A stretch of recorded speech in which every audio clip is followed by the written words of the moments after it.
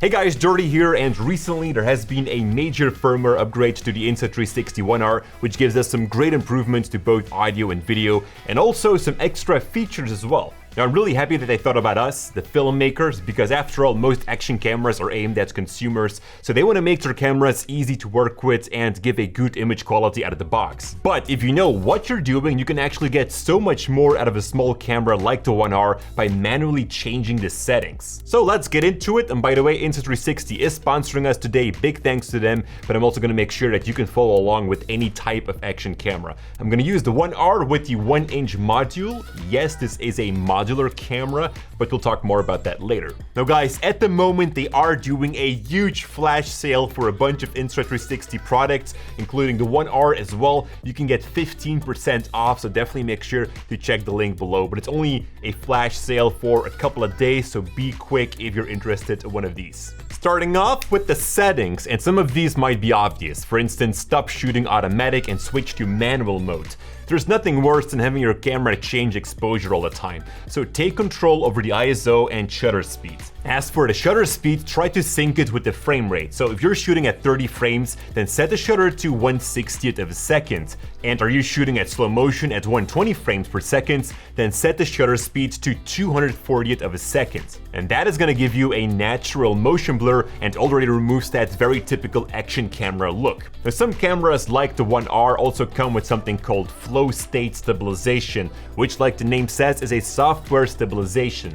Now, it works amazingly well on the One R, but what it does is shift the image to stabilize it, and this could result in these motion blur artifacts. To reduce that, you do want to increase the shutter speed a little bit. So whenever you're going to run to follow a subject and you know that your camera is going to shake a lot, it could be a good idea to set the shutter speed to 120 instead of 60 while shooting at 30 frames for that particular shot.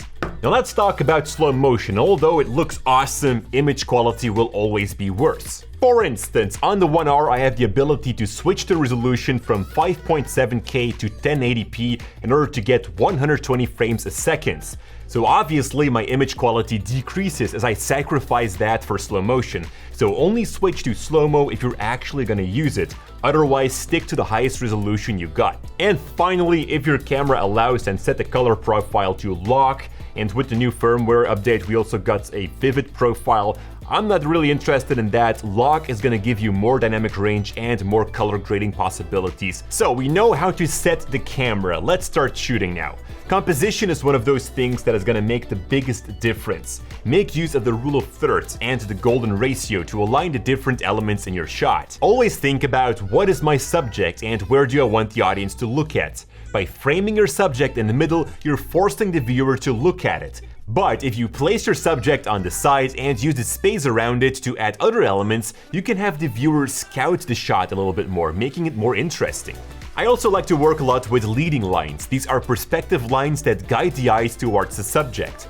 Action cameras usually have a very wide lens, which makes leading lines work very well. Now I can actually change the field of view on the One R, but since this is a software feature, I know that it will crop into the image and actually decrease quality. But as long as you don't have a zoom lens, changing the focal length is not possible. But since we have a very large resolution of 5.7K, that's actually not a big problem. It reduces those curves on the edges of the shot as well, so it's actually nice to have this feature. There are more action cameras on the market that can do that. But the one thing that I really love about the One R is that you can actually change all of these settings in post-production. There's even a plugin for Premiere Pro which allows you to enable or disable flow state stabilization and change the field of view. Now, because we have a fixed lens, there's no ability to focus, and that is why these lenses are also so wide.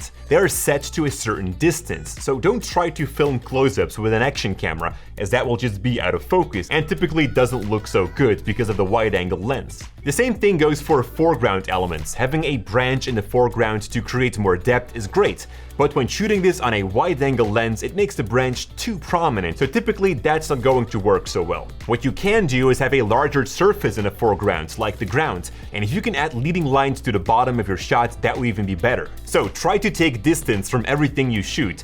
That doesn't always mean that everything has to be super wide. Having a healthy mix of long and medium shots is great, but those close-ups you typically get with a DSLR is best to avoid.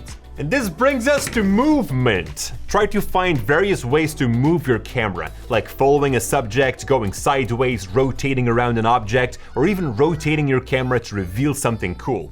You can pan, you can tilt, try to experiment. You want to have a lot of different movements so that your edit doesn't become boring, but you also want to make sure that the movements you make match with each other. For instance, by moving back in one shot and also in the second one, we create a fluent transition. And that is really nice for a few times, but your audience also likes to see some different movements. Now, working with accessories really helps to get better movements, like the invisible selfie stick from Insta360, and although it is meant for a 360 camera mod, using this on the 1-inch also has its benefits. I like to hold the camera upside down. Because of the weight of the camera, you get a more stable shot. Now, the 1R is a modular action camera. I can swap the battery with a new one, which is probably the best thing ever, but I can also change the lens with a 360 module, so the display or the brain of the camera stays the same. I can now make 360 shots, which opens up a whole new world of possible movements, motion tracking, animations, and so much more.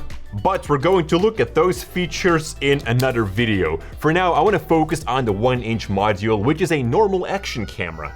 Well, actually not. It has a 1-inch sensor, giving us better low-light capabilities, more dynamic range, and pretty good colors. I haven't seen such a sensor in an action camera yet.